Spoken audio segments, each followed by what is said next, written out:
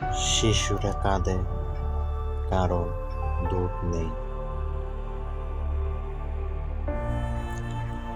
মা দাঁড়িয়ে আছে ওষুধের দোকানে, তাক তাকিয়ে তাকে কিছুই নেই। বাজারে সবজি নেই, চাল নেই, আছে শুধু একরাশ শূন্যতা। এই নিষেধটা কি শুধু রাজনীতির খেলা, নাকি শিশুর কান্না দিয়েই গড়ে ওঠে পরাশক্তির সাম্রাজ্য?